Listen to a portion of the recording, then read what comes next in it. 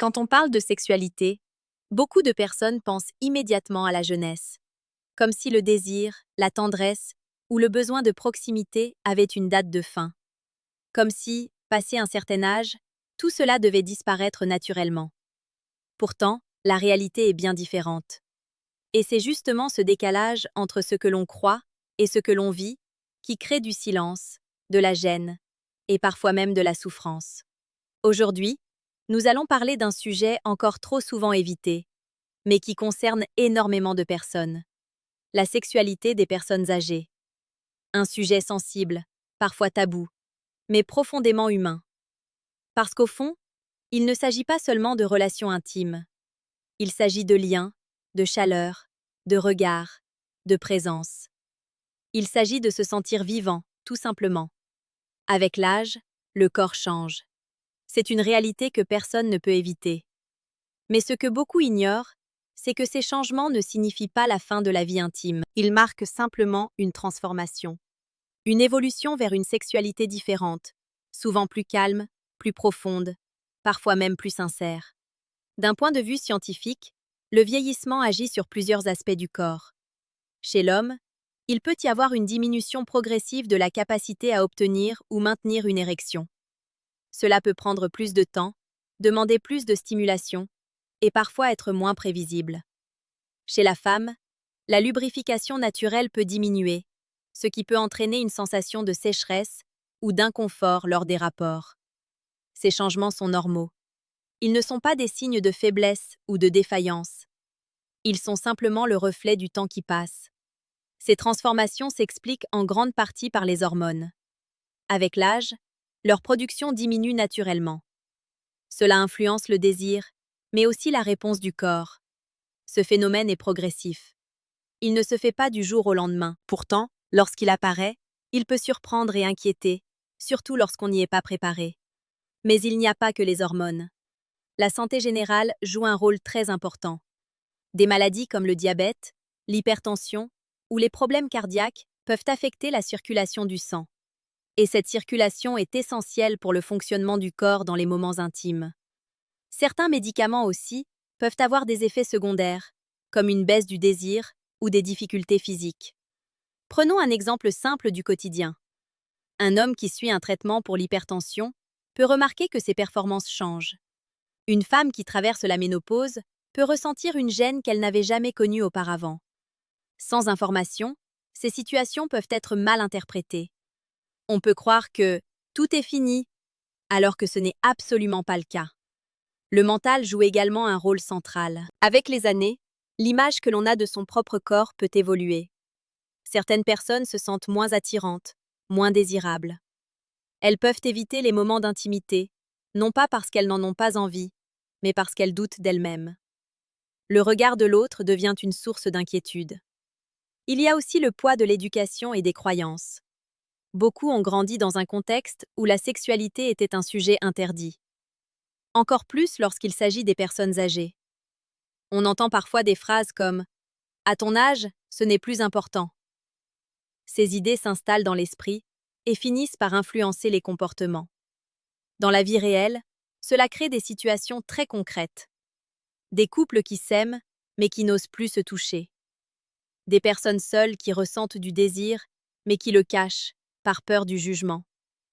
Des partenaires qui ne se parlent plus de leurs besoins, pensant que cela n'a plus d'importance. Petit à petit, le silence s'installe. Et avec lui, la distance. Ce n'est pas l'absence de désir qui pose problème dans la plupart des cas. C'est l'absence de communication. C'est le fait de ne pas oser dire ce que l'on ressent, ce que l'on vit, ce que l'on aimerait. Les signes de ces difficultés peuvent être discrets. Une baisse d'intérêt pour les moments intimes, une tendance à éviter le contact physique, une gêne qui s'installe progressivement. Parfois même, une forme de tristesse ou de frustration que l'on n'arrive pas à expliquer. Certaines personnes peuvent aussi ressentir des douleurs ou de l'inconfort. D'autres peuvent perdre confiance en elles. Et au lieu d'en parler, elles préfèrent se refermer. Elles pensent que c'est normal, que cela fait partie de l'âge, et qu'il n'y a rien à faire.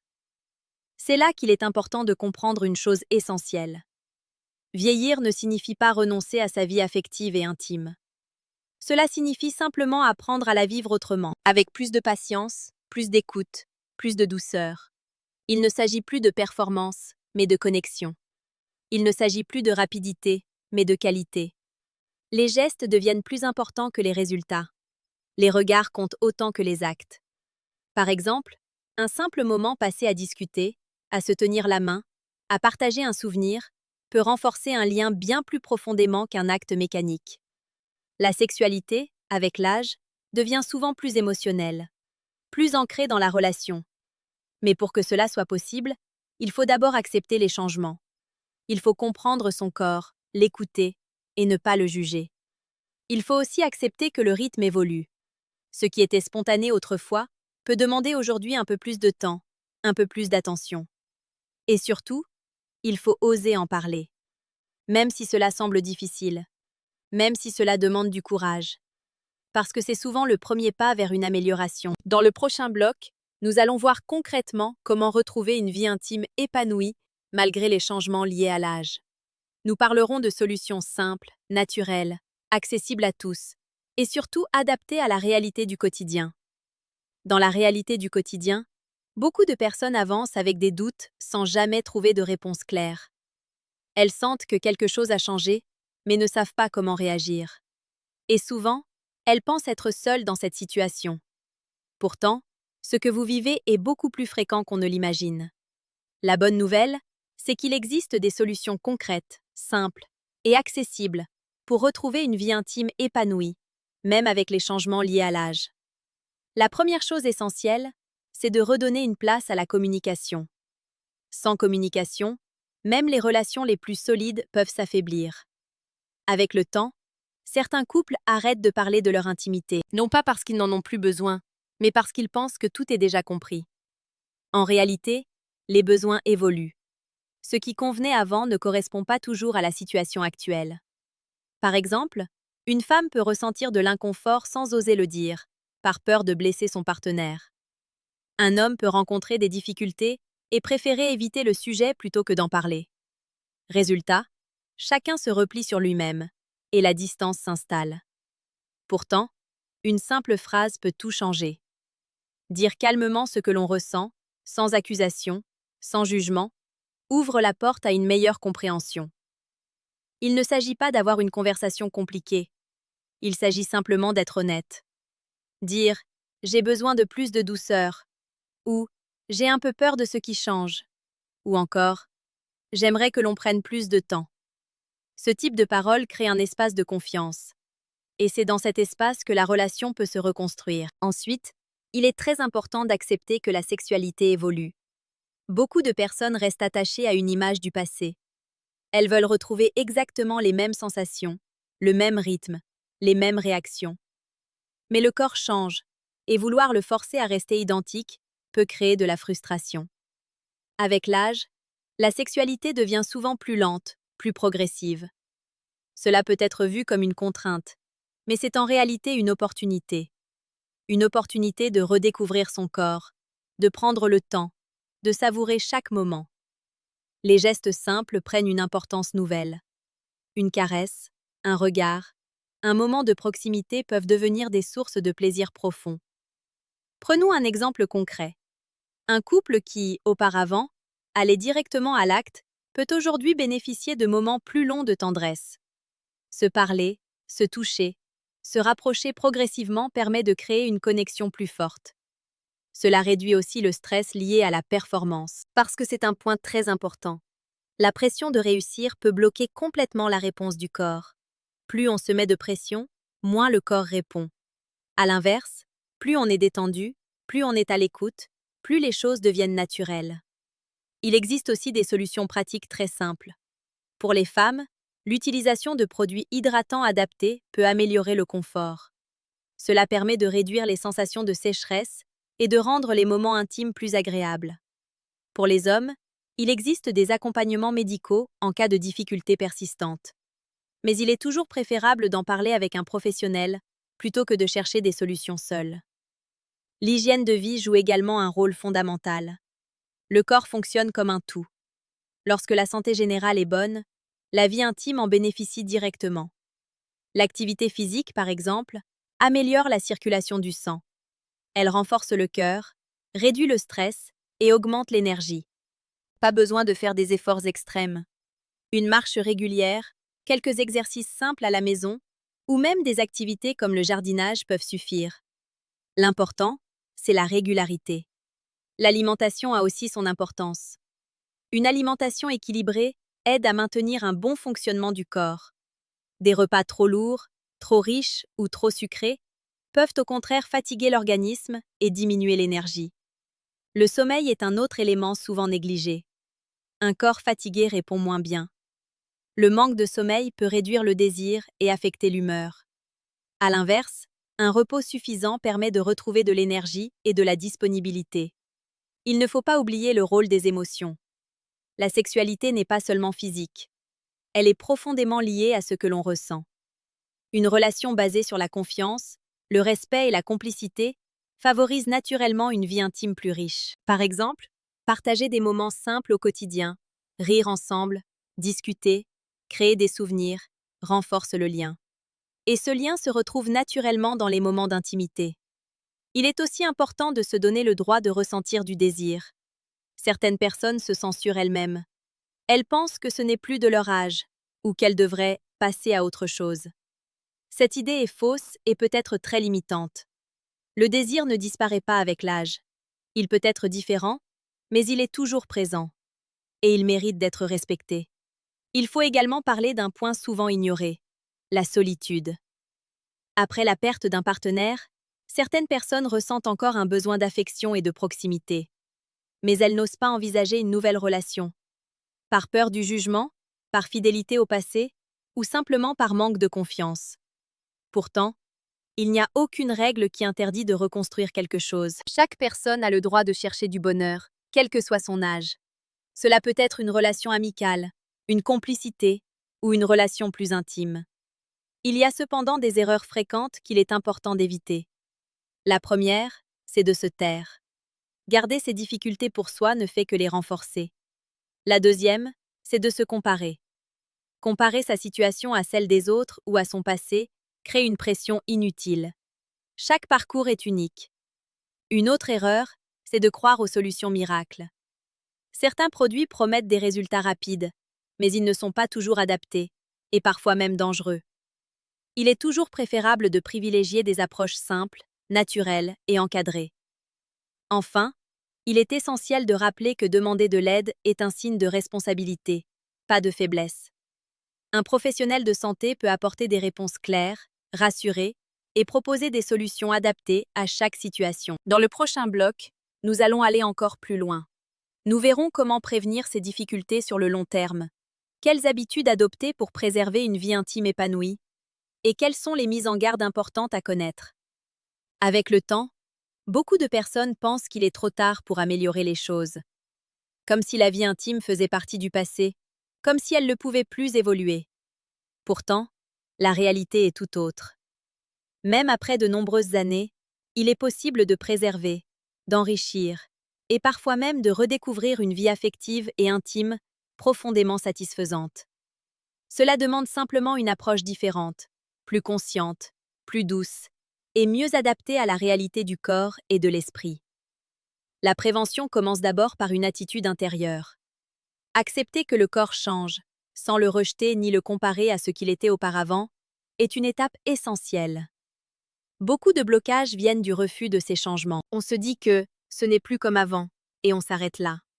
Alors qu'en réalité, la question devrait être: comment vivre cela autrement? Prendre soin de soi devient alors une priorité.